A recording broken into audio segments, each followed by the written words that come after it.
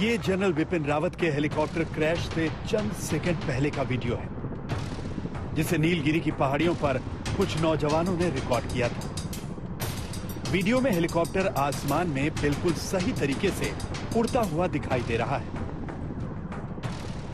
चंद second बाद ही helicopter धुंध के गुबार में गायब हो जाता है और फिर एक धमाके की आवाज आती है।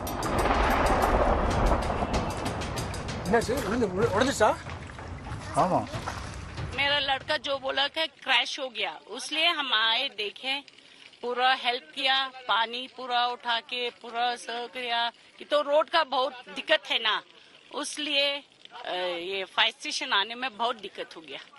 उसके बाद सब लोग मिलके हेल्प किया, पूरा आंख के सामने आदमी लोग जला, हेलीकॉप्टर गिर गया, आदमी जल गया, उठा के गए, एम्बुलेंस आई।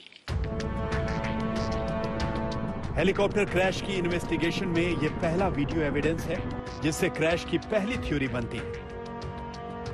थ्योरी नंबर 1, खराब मौसम। वीडियो से यह बात क्लियर हो जाती है कि क्रैश के वक्त मौसम खराब था, बारिश भी हो रही थी और विजिबिलिटी भी कम थी। तो पहली थ्योरी तो यह बनती है कि खराब मौसम की वजह से ही हेलीकॉप्टर काफी कम ऊंचाई पर उड़ रहा था, जिसकी वजह से हेलीकॉप्टर पेड़ों में उलझकर क्रैश हो गया, या शायद बिजली के तारों में उलझकर हेलीकॉप्टर का संतुलन बिगड़ा। क्रैश साइट भी इसकी तरफ इशारा करती है, जहां एक मोटा पेड़ टूटकर गिर गया था और हो सकता है बिजली के तारों की वजह से हेलीकॉप्टर में आग लगी। क्लियर वेदर हो तो हम 2000 मीटर ऊपर, 2000 फुट ऊपर की उड़ान करते हैं, पास के से ऊपर से या पहाड़ों से ऊपर से। लेकिन अगर मौसम खराब हो जाए तो you have to get down to maintain visual contact. कहा जा रहा है कि तकरीबन 33 मिनट्स उस इलाके के अंदर था हेलीकॉप्टर, यानी दूसरे लफ्ज़ों में वो बैड वेदर में इन्वॉल्व हो गया था। पूरी कोशिश कर रहा था किसी न किसी तरीके से कोई जगह ढूंढे जहाँ पे वो हेलीकॉप्टर को हादसे से पहले उतार ले, ताकि वो अपने आप को, हेलीकॉप्टर को और तमाम पैसेंजर्स को बचा सके। लेकिन पहाड़ों के अंदर ऊंची नीची ऐसे ज़मीन होती है, जंगल थे, डीप रवीन्स थी, कोई जगह ही नहीं मिली उसको हेलीकॉप्टर उतारने के लिए। ऐसे में वो एक पेड़ से टकराया और क्रैश हुआ। खराब मौसम इस बड़े हेलीकॉप्टर क्रैश की वजह हो सकती है, लेकिन इसे लेकर एक्सपर्ट्स को कई डाउट्स भी हैं। थ्योरी नंबर 2, तकनीकी खराबी से हादसा। माना कि Mi-17 V5 दुनिया का सबसे सुरक्षित हेलीकॉप्टर माना जाता है, लेकिन तकनीकी खराबी की आशंका से इनकार नहीं किया जा सकता। सुलूर से जनरल रावत ने इस हेलीकॉप्टर से करीब 11:48 पर वेलिंगटन के लिए उड़ान भरी। पायलट का आखिरी मैसेज था कि वो 4000 फीट की ऊंचाई पर है। 12:08 के आसपास एटीसी से हेलीकॉप्टर का संपर्क टूट गया और 12:22 पर हेलीकॉप्टर क्रैश हो गया। ऐसे में सवाल यह भी उठता है कि आखिर ऐसा क्या हुआ कि हादसे से पहले पायलट को डिस्ट्रेस कॉल करने तक का वक्त नहीं मिला। दूसरा कारण हो सकता है कि उसी समय कोई तकनीकी डिफेक्ट भी आ गया हो। 2 इंजन है, अगर एक इंजन भी बुझ जाता है या खराब हो जाता है तो तभी भी हेलीकॉप्टर सेफ है उड़ान करने के लिए। अगर टेल रोटर फेल हो जाए तो कोई ताकत दुनिया की सिवाय भगवान के नहीं बचा सकता। तकनीकी खामी की थ्योरी को लेकर एक्सपर्ट्स कहते हैं कि इसकी आशंका बहुत कम है, क्योंकि इस हेलीकॉप्टर की खासियत ही यही है कि इसे मुश्किल परिस्थितियों और खराब मौसम में भी ऑपरेट किया जा सकता है। थ्योरी नंबर 3, पायलट की गलती से हादसा। एक थ्योरी यह भी है कि पायलट की गलती से यह क्रैश हुआ।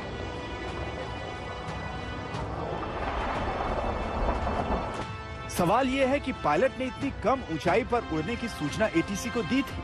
क्या कम विजिबिलिटी की वजह से पायलट को खतरे का अंदाजा नहीं हुआ? क्या पायलट को हादसा टालने का वक्त मिला? विंग कमांडर पृथ्वी सिंह चौहान जैसे अनुभवी पायलट इस हेलीकॉप्टर को ऑपरेट कर रहे थे, जिन्हें इस हेलीकॉप्टर को उड़ाने का अच्छा खासा अनुभव था। लेकिन एक्सपर्ट्स कहते हैं कि खराब मौसम में अनुभवी पायलट भी धोखा खा सकता है। एक आम आदमी जब जमीन पे खड़ा होता है उसको लगता है ये जहाज बहुत नजदीक है, मगर वो जो पायलट है वो पूरी वैली के फ्लोर से थोड़ा ऊंचा रह के ही नीचे जाके लैंड करता है, क्योंकि कंटिन्यूअसली उसको डिसेंड करना है, फाइनली उसको जहां लैंड करना है।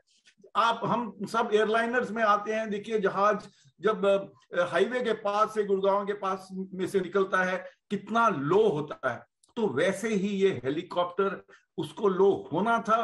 वो दूसरी बात है कि वो लो होते हुए किसी चीज से क्यों टकरा गया, क्या हुआ, ये सब चीजें सेपरेट बात है, मगर उस स्टेज पे उस हेलीकॉप्टर का लो होना एक नॉर्मल प्रोसीजर है अप्रोच का उस हेलीपैड के लिए। किसी भी एयर क्रैश की इन्वेस्टिगेशन में सबसे महत्वपूर्ण होता है एफडीआर यानी फ्लाइट डेटा रिकॉर्डर, जिसे आम बोलचाल की भाषा में ब्लैक बॉक्स भी कहते हैं। इस केस में क्रैश साइट से हेलीकॉप्टर का ब्लैक बॉक्स और वॉइस रिकॉर्डर बरामद कर लिया गया है, जिससे अब पता चलेगा कि क्रैश से पहले आखिरकार हेलीकॉप्टर में हुआ क्या था। हेलीकॉप्टर के अवशेषों की फॉरेंसिक जांच से भी साफ हो सकता है कि इस क्रैश की वजह तकनीकी खामी थी या कोई बाहरी वजह। हम अभी नीलगिरीज डिस्ट्रिक्ट में हैं और यहाँ का लोकेशन का नाम है काटेरी, और जहाँ से 100 मीटर वहाँ पे जो देख रहे हैं वो है हेलीकॉप्टर क्रैश का ग्राउंड जीरो साइट। वहाँ पे अभी भी डेब्रीज पूरा सब कुछ है। वहाँ पे एयरफोर्स पर्सनल है, आर्मी पर्सनल भी है। इनफैक्ट यहाँ पे आप देख सकते हैं कि 2 आर्मी पर्सनल यहाँ इस तरह से यहाँ किसी को ना लेकिन कंप्लीटली मना कर रहे हैं वहाँ चलने तक। और जैसे आप देख सकते हैं वहाँ पे अभी इन्वेस्टिगेशन भी शुरू हुआ है। हमारे सोर्सेज बोल रहे हैं कि बहुत ज्यादा लेकिन टेक्निकल इक्विपमेंट जो था उनको अभी रिकवर करने का भी वहाँ पे सर्च और सब कुछ हो रहा है। वजह चाहे जो भी रही, लेकिन इस क्रैश ने देश से पहला चीफ ऑफ डिफेंस स्टाफ छीन लिया है। इसीलिए इस क्रैश की वजह पूरा देश जानना चाहता है और जांच एजेंसियां इस काम में जुट चुकी हैं।